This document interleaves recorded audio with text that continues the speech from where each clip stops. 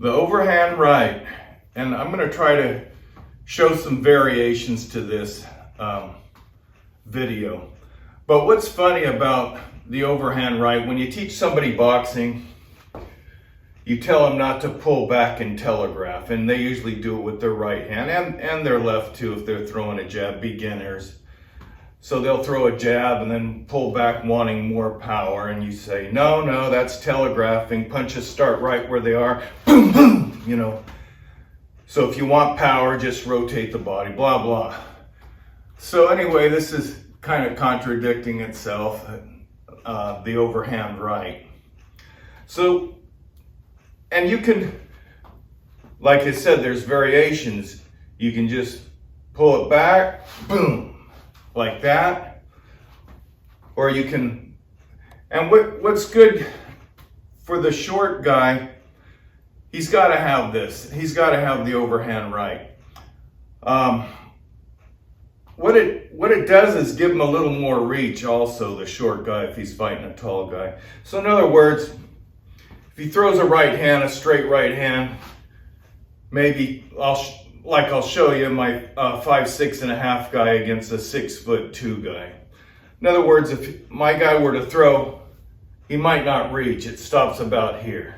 But the overhand right,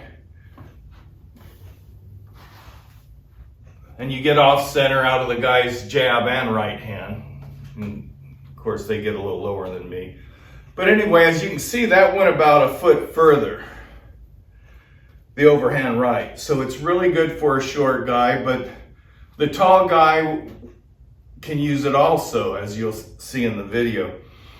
And my guy Nate, in the amateurs, the guys are about the same size, but I'm glad he practiced this because it came in handy for his 6'2" guy in the pros.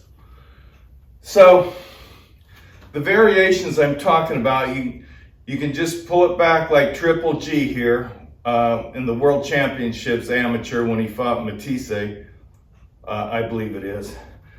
So he just pulls it back, boom, and shoots it. And what it is, it's like a whip. You know how a whip is coiled? See, I grew up in the 60s. We had BB guns, 22s, whips, grenade launchers. Yeah, we weren't pussies back in the 60s as a kid.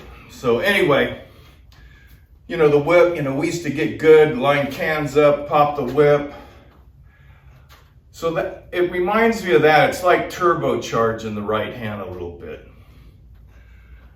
So, and what I mean is when you go Triple G, when he just pulls back, his body's going forward, and then he kind of whips like that. And it automatically kind of gets you off center to miss the jab in the right hand. And if it's not, you should try to get off center to avoid those punches. So he just pulls it back, boom! And you gotta, again, shake that. So when he pulls it back, he's going like this, and then it whips.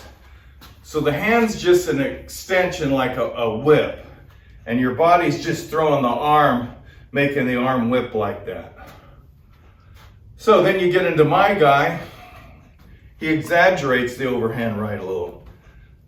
So in the amateur fight where my kid is videoing, I taught him well, didn't he? My kid, he called that.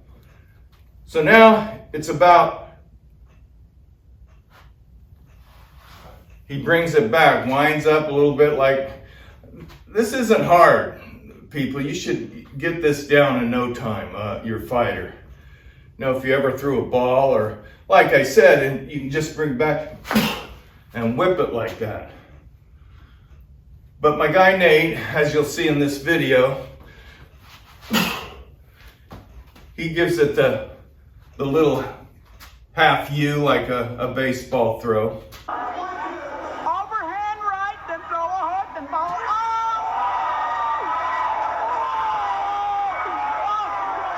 In the next video with my guy Nate, see Nate's, like I said, 5'6.5". He fought in the amateurs at 152, in the pros 147. these guys are, like I said, about the same height, but it worked. In this next video, and I can't find it anywhere, but Nate got knocked down the round before. So we freshen him up in the corner, and I'm telling Nate, this guy's gonna come out with that stupid looking weak jab, and you're gonna throw an overhand right and knock him out. And I had the lieutenant from PAL helping me in the corner. He can verify all this. And the guy was like robotic, hit harder than hell though. I mean, it was one of these guys that, you know, those type guys that hit hard. But so this guy, I knew he was gonna come out just like this. And sure enough, you see what happens here.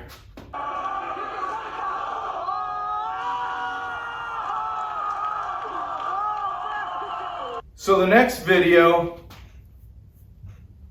Nate in the pros now, like I said, 5'6" and a half. This guy's 6'2", which it's hard to tell, but he is 6'2".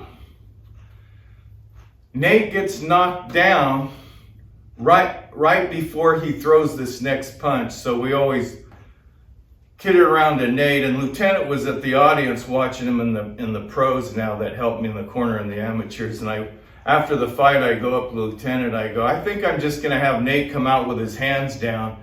When he gets knocked down, he'll get back up and knock the guy out, fight's over. And yeah, Lieutenant agreed with me, so. But anyway, Nate gets knocked down again. The first punch, this is the first punch he throws after the 8 count or whatever he got, getting back up. But he really doesn't do like in the amateurs, this one, you know. He kind of brings it back again, almost like Triple G, brings it back and just BAM! And man, yeah, you see what happens here.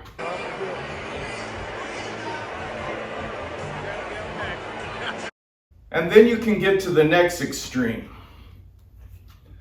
And when you throw the overhand right, you should try to get a little sideways. If you bring the hand back, it's like you're hiding it from your opponent.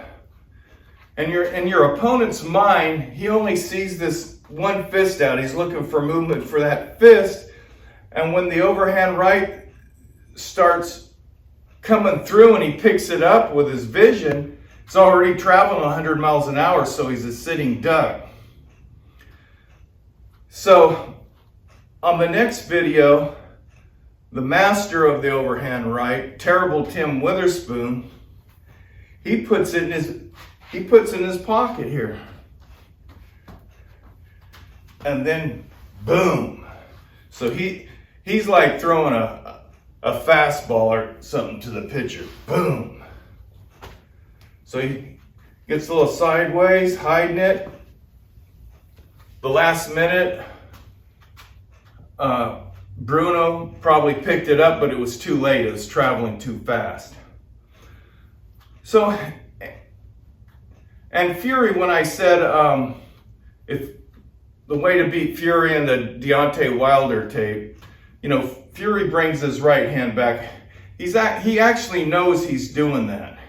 He's doing it to get more power, and it hides it from the opponent, then he comes through with it. But I was saying throw that left hook real quick, you know, in that video. But anyway, Fury knows what he's doing with pulling that hand back, and maybe Pacquiao does too.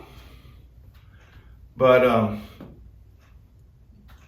so your shorter guy, as you can see, could really use this. It gives him a little more reach, like I said in the beginning, blah, blah. You get off center, you're pretty good at getting away from the guy's jab and right hand if you do it right. But what I would practice with the guys, people are utilizing this for a long time now, is have your guys stand in front and say, what are you going to do now? You don't see my fist. What are you thinking? You at least got to go over this and do some scenarios with it so your guy can get it in his head. If I don't see his right hand, oh, I'm safe. I don't see the right hand, no big deal. So anyway, yeah, it's coming. And what they can do, and I always teach my guys this when a right hand is coming, get down on that back leg, and then you can explode with the uppercut. Right uppercut comes from the back leg and you're already bent down, boom. In other words, a lot of these guys, they'll throw right hand, this hand goes down there like that. Perfect for a right uppercut. This would be a perfect scenario for you to practice overhand rights on your guy, and he go down, boom, a right uppercut. All right, I hope this explained the overhand right and different variations, how you can do it, and maybe a little defense against it too. But yeah, practice with your guys. I mean, they never see this really or think about it. So anyway, that's all I got today. Till the next time, thanks for watching.